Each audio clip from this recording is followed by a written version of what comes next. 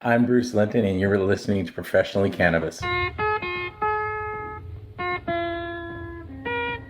Where do they go, the smoke rings I blow each night? Oh, Hello, listeners, and welcome to a very special edition of Professionally Cannabis. Today's episode is special for two reasons. Firstly, because of our guest, and secondly, because Oscar is alive. Now, typically, this isn't something that we celebrate on the podcast. Oscar, why am I particularly happy about this today? Well, I think it's not unwise to celebrate my life every day, but in this particular instance, dear listener, on the way to record this episode, I was driving on my motorbike perfectly safely along an A road when some absolute tosser pulled out right in front of me, whacked me off, and sort of ground up my leg. I mean, it's not so bad, but I am sitting here in my pants with an ice pack on my ankle. And for context, he is still sat in his pants in our studio. But that aside, Oscar, happy to have you still with us. Who was our guest today? Well, if our listeners can allow the titillating thought of me sat here without trousers out of their mind, they might be interested to hear that we had the one, the only Bruce Linton, King of Canopy, on our very podcast. Johnny, for those who have been living under a rock, why is Bruce Linton such an impressive guest to have? Well, in a nutshell, in the space of about 6 years, Bruce has built a company from the ground to become the largest cannabis company in the world earlier this year with a market cap of $20 billion. I think that's pretty impressive. It sure is. And the man himself is too, so let's get on with it. where do they go, the smoke rings I blow each Today's night? guest is a man who needs no introduction, but we'll give him one anyway. Oscar and I are delighted to be joined by Bruce Linton, former CEO of Canopy Growth. Before leaving the company in July of this year, within 6 years, Bruce grew the organization from an idea based out of a chocolate factory to the largest cannabis company in the world in April 2019, with a market cap of $20 billion. Since then, he's been up to many things, but, well, better off hearing about it from the man himself. Bruce, a pleasure to have you join us on Professionally Cannabis. Hey, nice to be here. Thanks for accommodating my technical glitches. For Bruce Linton, we'd accommodate more than technical glitches. Thank you. So we like to lead with a question. Oh, I think I'm going to say lead twice here. Oh, well. But our typical question is, so Bruce Linton, and I'm going to keep saying your name because it's quite unimaginable that you're here on our podcast. What led you to the plant? Sort of oddly, now when I kind of try to explain who I am for sort of a circumstance like this, I said, maybe I'm the guy that's the seed to the suit. And when I say that, it's intentional to elicit that kind of a little bit of a chuckle, because for the people on the inside, it's not to be to the suit. But kind of what brought me to it was a naive view that regulators actually wanted to regulate this properly in Canada. And that their point of regulating it wasn't as much about what the plant could do, but it was about the potential of embarrassment, in that if they didn't have companies or people organizing companies that would actually be very good at not losing it, at not sending it to the wrong patient, or not sending the wrong quantities, or being unable to actually govern their behavior so they didn't adulterate the plant. And so when I looked at that mismatch between what a bureaucrat wanted and what I thought the people who were going to do the businesses would be good at, I thought I should step in, because as somebody from tech, I'm really good at not losing things. And when I say that, if you're a customer of, say, British Telecom, and suppose you're a bank, and you run a trading platform with the London Stock Exchange, if you have a data company that's not good at keeping track of everything, the size of your transactions you make or the intent of them would be very different. And so I came from a sector where we were in charge of keeping track of data packets, which is relatively much harder than keeping tracks of grams of cannabis. So it was really, I would say, alignment of what I thought I was good at, what I thought the bureaucrats needed, and that began. Now, where do you end up? You evolve a lot, right? So I started there, and it didn't take me very long to become quite upset with bias, and I'll call it almost bigotry. People who would just say, I don't like it, with no reason. And so I probably spent the last 6 years, as I've been explaining what's going on with the plant and the people around it, often I feel like I'm talking to, or picture, a very biased 74-year-old person who says, I really don't like it, and they have no reason to say because. And what I'm trying to do is have them conclude that they don't know enough about it to dislike it. In fact, they might like it if they open their mind, and possibly the reason their grandchild was misbehaving wasn't cannabis, but poor parenting by the children they had raised. So I was intrigued when you called your first belief naive. What do you think has how has your view of the regulators changed over these 6 years? And what was your naive belief? And what is your jaded present one? So there are really three actors that made me realize I'm a bit naive, in that almost none of the governance of cannabis globally initially, up until a couple of years ago, resulted from any political will. It was typically a court decision. So in Canada, there was no political decision that said we want to actually govern this properly. The courts had said you can't withhold a medical product from people, and this definitely has medical merit. In 2001, that argument succeeded, and the courts progressed through various decisions so that the regulators, the bureaucrats, were dragged in, but the politicians were still standing on the sideline. And so where I was naive was that I thought that there was possibly alignment between court decisions, bureaucratic obligations, and political recognition of how something was actually polling. People weren't opposed to regulating it. And so I'm starting to see politicians getting in front of what's already clearly more popular than ignoring cannabis.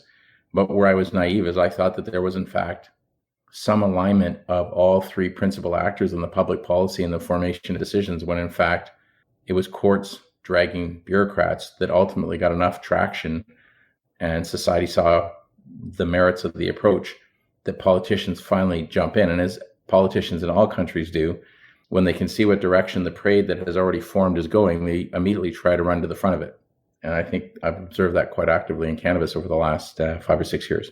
And talking of politics and politicians, what is your view with regards to Canada today? So recently the Canadian election has taken place, and it looks like Trudeau is going to be forming a minority government. What do you think the implications and impact of this will have on the cannabis industry and Canada's future role in the cannabis industry? Well, actually, I love the accent with which you asked that question, because I don't have to explain minority politics, nor do I have to explain a two-house system where the upper house may or may not be elected. Which, when you're in Canada, usually you're talking politics southward, and you spend a lot of time explaining that the only commonality between their Senate and our Senate is that they both generally have old people who are male who don't often work. But I think it was a really weird election, right? So they ended up with a minority government, and the single biggest economic development engine that occurred during their term, which was cannabis, was not a topic that any party spoke of. There was not a single party opposed to cannabis in this election, nor was there a single party actively in favor. And so I think what's going to happen now that they've had the election is politics are going to have to get a sharper point, and I think people are going to start to point to facts and data. Like if you look at the amount of foreign direct investment that's coming to Canada, I believe there's no other field which has attracted more capital than cannabis during the prior 4 or 5 years. If you look at job creation, more jobs created by cannabis companies. I know the data just from Canopy, we created more jobs in the last couple of years in Canada than guys like, Google and Amazon and major food processors combined. And the better part with the jobs that cannabis creates is they're not all in downtown tall office towers competing. They're almost always distributed across the country at points of production, and then you move lab people out there. So they're actually jobs where you need them rather than just jobs in a tower where they're indifferent. So I think what you're going to see is the politics are going to start to be a lot more aware of the fact that people want to hear what's near them so they can actually say that candidate or that party understands what I'm living with. And so I'm personally putting quite a heavy push for at least one or two of the parties to step up and own the fact that Canada is the best policy example on the planet, and they should mandate that if they were in power, they would have their bureaucrats and their diplomats dragging, like how often have senior officials been to Canada from NHS? How many and from what levels? Is the regulatory process and the guidance towards that, is there an ongoing active file between Health Canada and NHS? I don't think it's sufficient no matter what it is. And so I think that's the chance that we have after this election with, sort of the minority government has to figure out how to actually appeal more specifically. So talking about Canada and its position in the world stage, I think a lot of people would perhaps view Canopy's and all the big Canadian LP strategy as win Canada and then win the world of cannabis, because you look at the market capitalization and you see, obviously, these are designed to be international beasts. Do you still feel like whoever wins Canada will win the world, or could another regional winner emerge? They could emerge, but that would be because an absence of execution, not because of an absence of lead or advantage. And any company that begins in Canada that actually wants to be successful has to take a position that they're very happy to be from Canada. They have to not stay in Canada. And, I think it's very similar, right? Like, if you want to be a great dominant global business, can you stay and say, I only do business in London? No, you have to build capabilities, content, and brand and take it globally with acceleration. And so Canada has the window of opportunity to lose. But Israel reluctantly and slowly moved to a decent governance model. They're pretty active on this. Where I see, the German market hasn't created a chance for companies very much yet, but I'm not sure that it will stay that way. The UK licensing scheme, it's going to create great research. And, because they had GW in this sort of hidden off area, I think if they can sponsor 4 or 5 more companies that want to come from the UK and be better than GW, be more bold, there's a potential for that. The US has a bunch of entrepreneurs that are doing things, but they have such restricted capital and poor governance. It's probably the only time in our lifetimes that you'll have actually seen the US on the biggest new economy thing happening entirely disadvantage their entrepreneurs. They're starting to talk about, should we disadvantage the entrepreneurs with big tech right now? Should we break up Facebook and Google? Those are funny questions. I suspect China's not asking, should they break up their big tech companies and disadvantage them? But as far as cannabis goes, they've not allowed anybody to become really substantial and successful because of their poor regulation. If that changes everything. And keeping on the theme of the Canadian market, it's no secret that the last few months has been testing and challenging. What do you think is the best way for some of the large cannabis companies that are out there to move forward?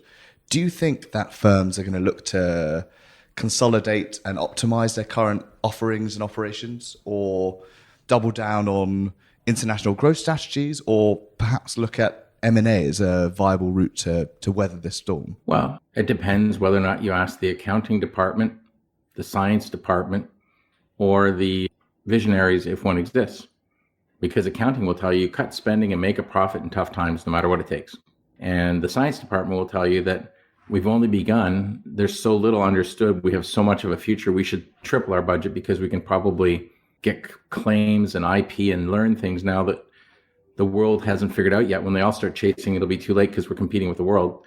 And if you ask somebody who's looking at where we are, this is such an early stage that I think if you have really sufficient capital, you should spend more aggressively than ever, because it is a capital constrained window, which has happened several times. It always happens in sectors. But now you look at the categories and say, who has cash, who doesn't? And if you don't have cash, you better listen to the accounting department. If you do have cash, you better listen to vision. And when you do listen to vision, you would triple your spending on trying to make every form of category, from four-legged mammal to beverages to geriatric care to spending on what I'll call Cannabis 4.0, where you start looking at curative possibilities of rare cannabinoids and playing with stem cells. You would dump a lot of cash into all that, because essentially all that's happening right now with the tough capital markets is it means that some people are running a little low on their fuel tank, and they'll start driving a little more carefully, as you always do when you can tell that you're low on fuel. If your tank's full, put it to the floor, drive super hard, and rip over everything. Be my pitch. And do you think that speaks to your separation from Canopy, I suppose? Because as far as I might understand it, your vision was that foot to the gas, let's get to Cannabis 4.0, but some shareholders were more in the let's get to profitability, let's pull our belts in and weather the storm. Yeah, well, for sure. It was a fundamental accounting difference. There are two ways companies operate. One is the big established, no growth, but good margins company called earnings per share. And the only reason people buy your stock isn't because it's exciting, because it actually isn't. It yields them a dividend and or a certain small but continuous growth curve based on your profitability. The other is what tech and growth companies do, which is called adjusted EBITDA. And those companies, don't worry, you tell your shareholders, guys, we're not paying you, you're not going to make a lot tomorrow or the next day, but our intent is to make a huge win as we go forward. And you have to report to them how you're spending your money and why you're making progression. But when the granular part underneath is, if you're an earnings per share company, do you want to buy and own things? Gosh, no. That means you're spending cash, which could have gone to the shareholder. If you're an adjusted EBITDA company, you go and raise cash so you can spend stuff. So I suspect as Amazon was being built out, they didn't have a huge group out there looking, saying, how do I rent a data center? How do I rent software? They built it all, spent the money, and it's worked out okay for Amazon. So I think you just have to decide what kind of company you want to be. And ultimately, the kind of company I like is one which actually has ambition but measures it, isn't unbridled, right? If you're unbridled, we would have been bankrupt. Last I checked, when I left, there was about 3 or 4 billion in the bank. So when you have that kind of cash in the bank, and the reason I raised it was so that I could accelerate domination in a segment which was going to have other players, but I wanted to be so far ahead that there would be for sure some debate as to who's number 2 or 3, but there would be no debate who's number 1. And I suspect that mentality is because I spent a lot of time looking at and using as a proxy, when I was raising money for many years, I was explaining the earnings per share up and down and sometimes negative, but always growing the underlying business of Amazon. I used them as an explanation of how I was trying to build the company for probably 3 to 5 years. And the Amazon reference is really pertinent at the moment, because actually myself and Oscar are recording this from a WeWork building who, there some commentators on the markets have drawn certain comparisons between WeWork and Amazon as well. Just to pause you on that, here's the difference. WeWork, what happened? Their leader, what is he getting, $200 or $300 million if he'll leave? From SoftBank, the investor.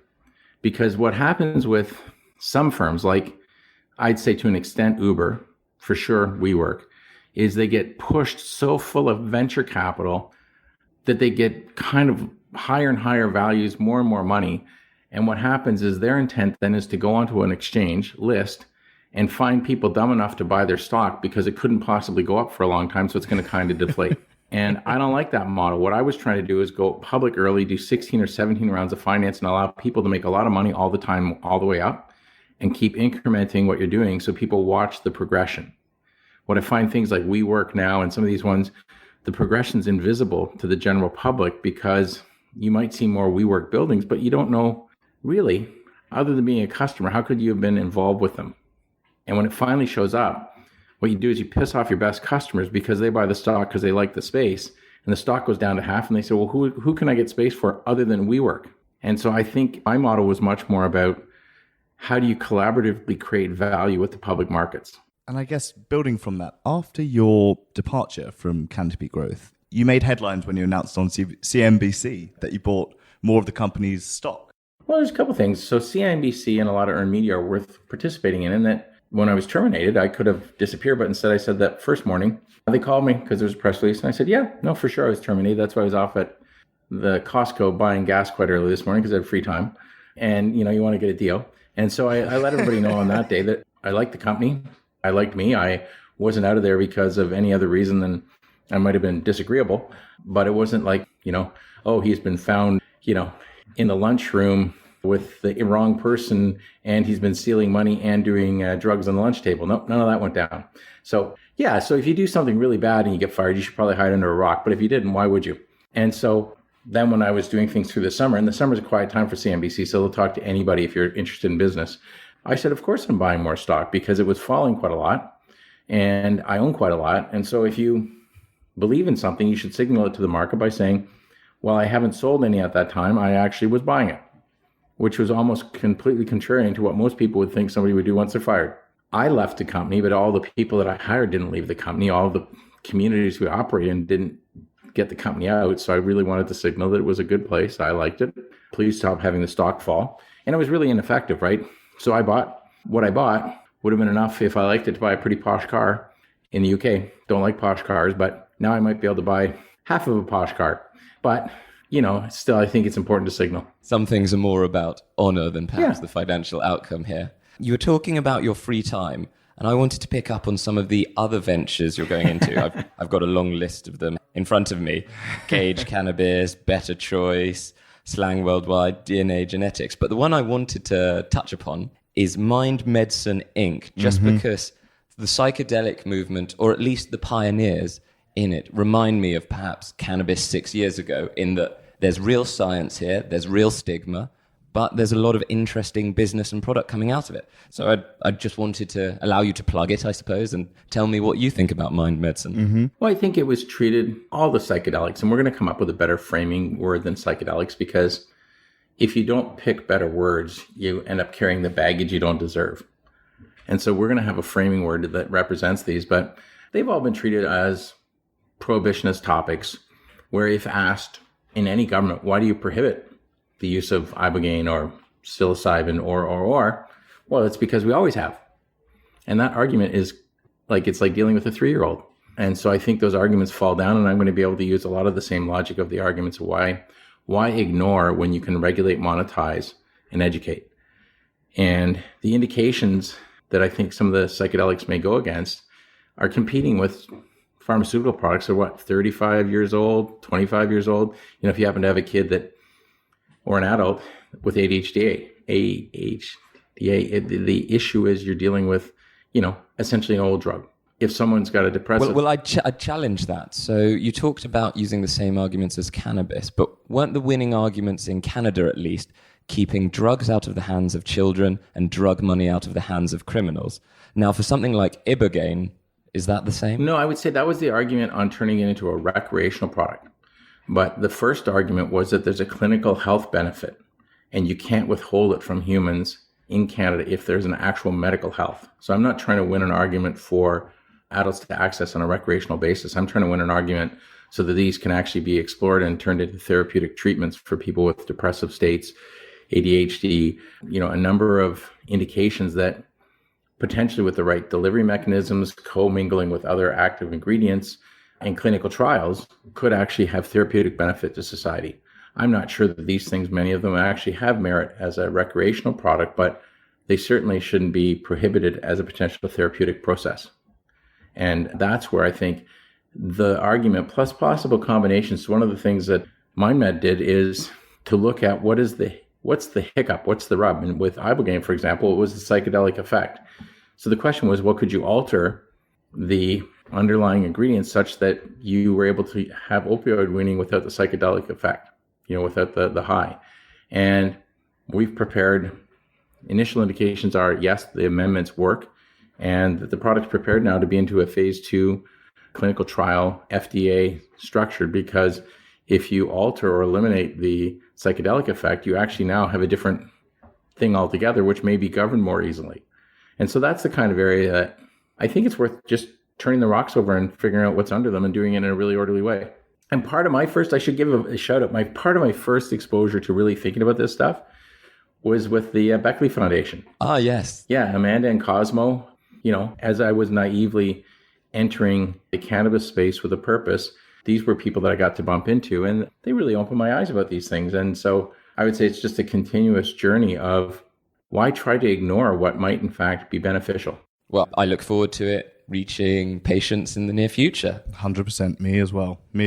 To move on to, I guess, another section of the discussion here, and perhaps it could almost frame it as a sort of agony aunt section. I know a lot of folks who are going to be listening to this pod will be really interested to hear a little bit of advice or sort of golden nuggets from you, Bruce. We touched upon before how you had grown Canopy Growth exponentially over the last 6 years. I guess a 2-part question. What advice would you give to 2 segments of people? I guess A, startups who are looking to cut their teeth within this nascent industry, and B, CEOs of mid to large size firms who are really looking to take the next step with their business, perhaps drawing on how you scaled Canopy from 100 million market cap to 15 billion in really a relatively short period of time.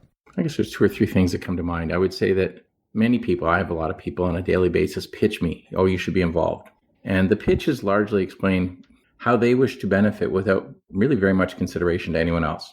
Meaning, do you care where your jobs are located? Do you care how much risk and return you give your shareholders? Do you care that any of the people working for you have none of the equity because you don't believe in an options pool and a sharing program? When I asked them, you've got a facility now, where do people get their lunches? Do they make them all? How many microwaves do you have? How many fridges do you have? How do you make sure that the people working for you, have a pleasant place to actually come together and relax at their lunch? if I get a bunch of crappy answers there, what I hear is somebody who just wants to get rich quick. And I have no clue what is so enjoyable about getting rich quick, but there are quite a few people who in Canada and the US, not on the same dates, we have a Thanksgiving. I've explained many times, I said, if you invite a bunch of guests to your house for, it could be a Christmas dinner or Thanksgiving, and what you did is you cook what smells like a delicious meal, and you pull it from the oven, you carve the turkey, you prepare all of the everything. And what you do is then... Sorry, Bruce, there's a bit of a background. That is a parrot. Harboring some bats. It's a parrot. I was going to say, I was thinking, is that a parakeet or something? It is a parrot who's somewhat pissed off. I'm talking, but not to him. He's very intelligent. Could we rehear the bit on Thanksgiving? So yeah, maybe it was the talk of a bird being cooked, which I wouldn't mind with him. If what you do is after everyone's assembled, they smell what a great meal you've made, you then fill your plate, serve yourself, and say whatever's left you guys can have. That doesn't make you a particularly normal or good host in my books. And so I would say stop and make sure what your interest is in success for everyone, not you. Remember, our sector is entirely filled with retail shareholders, which means everyone's aunts and uncles, brothers and sisters, mums and dads. You can't call them shareholders. You got to picture those people and why is it good for them? Because to them, maybe investing 2, 5, 10,000 is a big deal.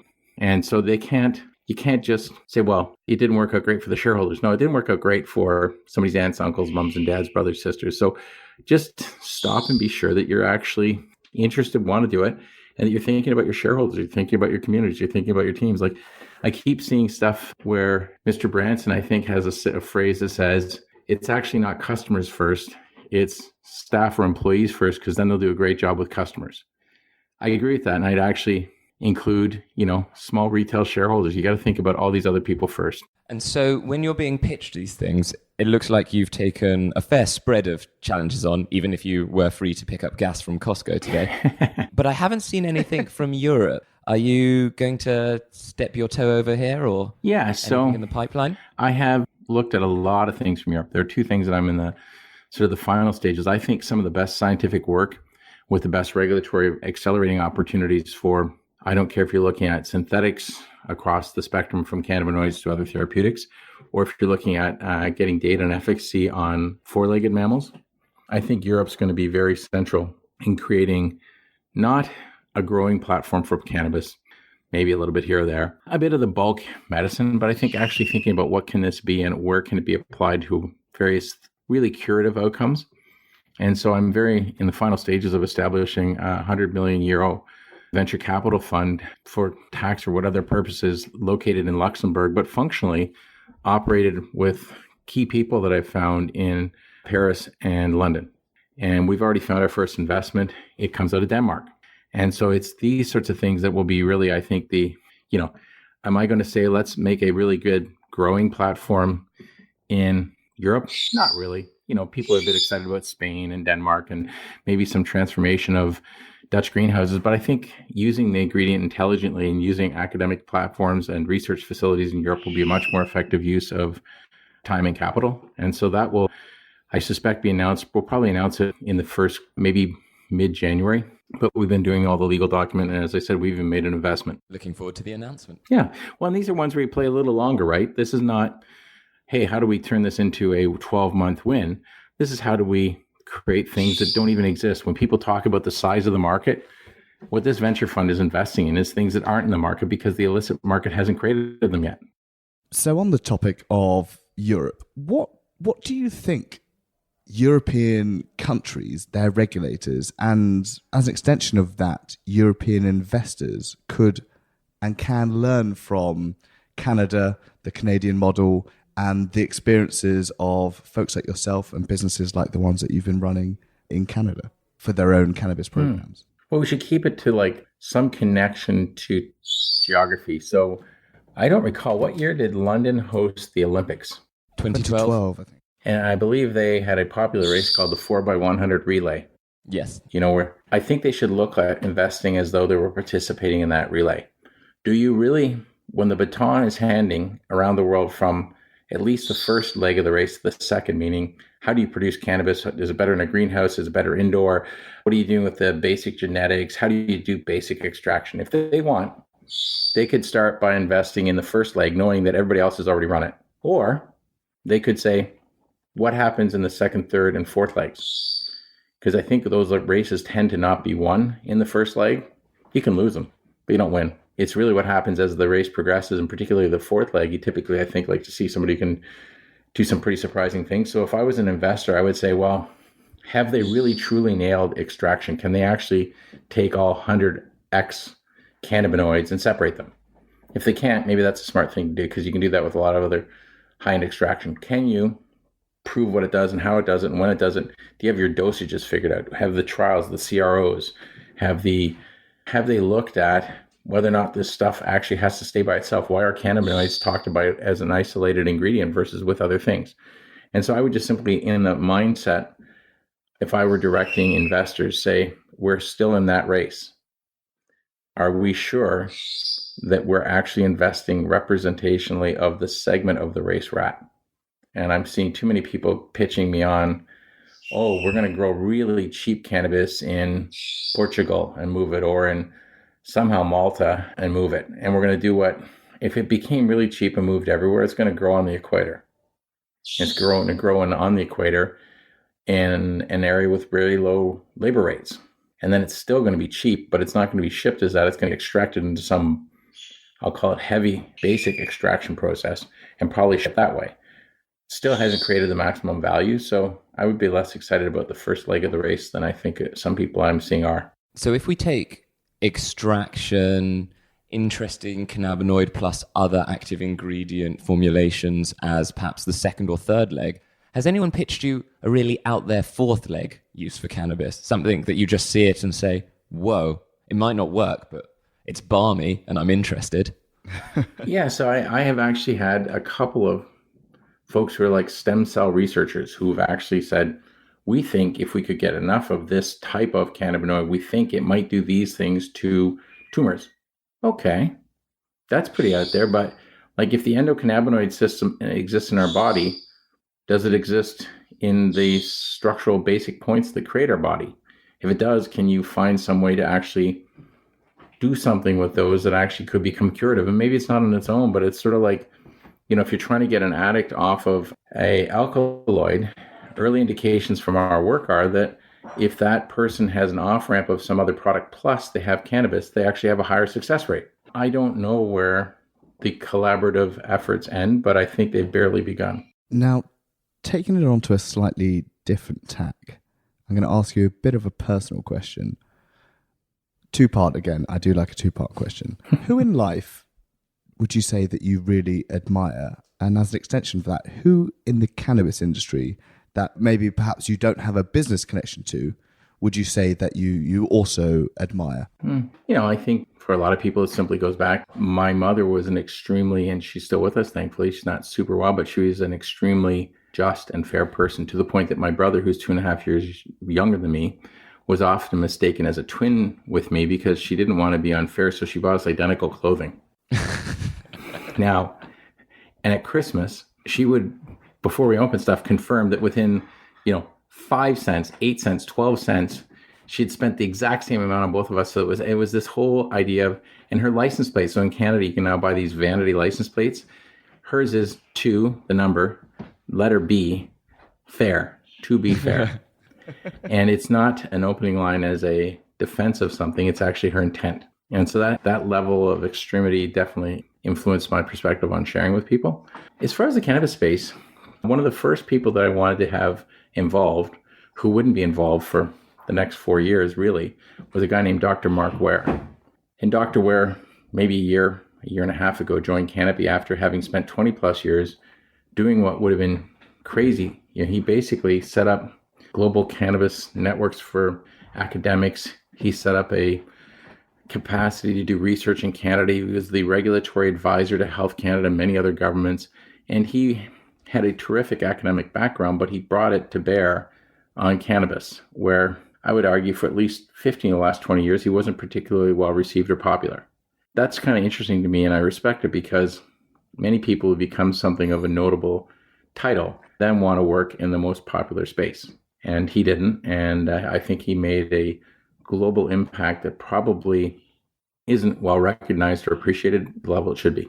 And was his group of researchers academics, or was he going into the legacy or black market side of things? Purely academic and looking at everything from, is there toxic or toxicity? What's the minimum dosage required? What indications could this go against? What do we need from a policy to have a supply chain so we can actually really do work? And so, he's been around. I would say he and his efforts sort of predate GW, and he knew those folks early through all the stuff that's happened back and forth with Israel, Canada. The guy is a global policy leader coming from a medical academic background, having been, at one of the best universities that was open to this in the world called McGill University. And so his contributions, it's sort of like the amount of glory given to the person who creates the phenomenal foundation in a building usually isn't appropriate. And so he's done a ton of work to create the foundations. And I guess we have time for one last question, so we're going to make it count.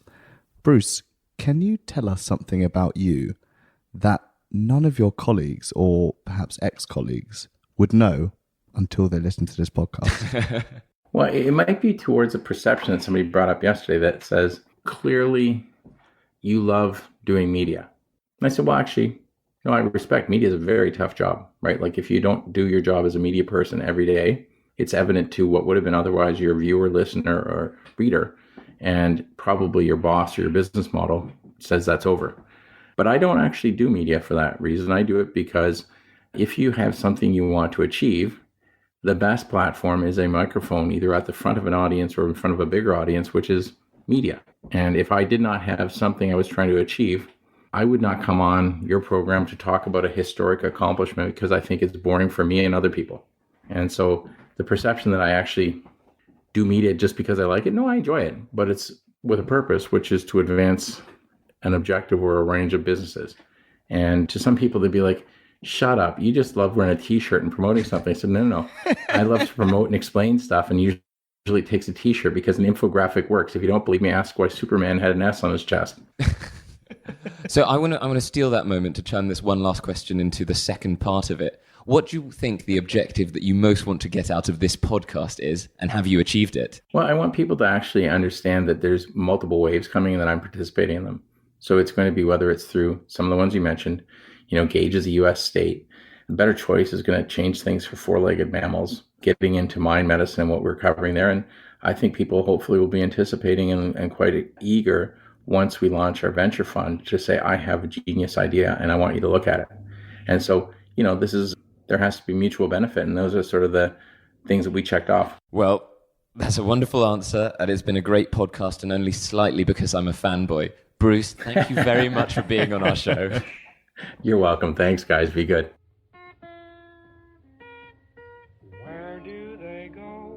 So, Johnny, I think with a guest like Bruce Linton, this episode may attract a few listeners who aren't our typical fare. So for those folks who are coming into this fresh-faced and unused to our dulcet tones, can you give them a little précis of what we're all about?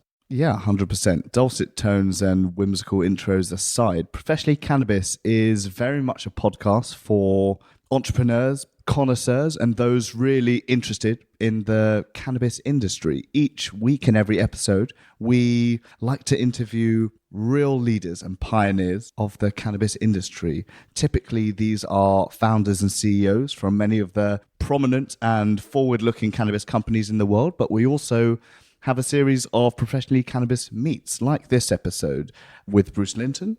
We've had previous episodes with British members of parliament, and there will be many, many more to come. Well, that's the info for our new listeners, and for our old listeners, thanks for coming once again. Like, subscribe, and do all that good stuff that makes our podcast happy. Take care, and bye-bye. Love, please take me above. Take me with you.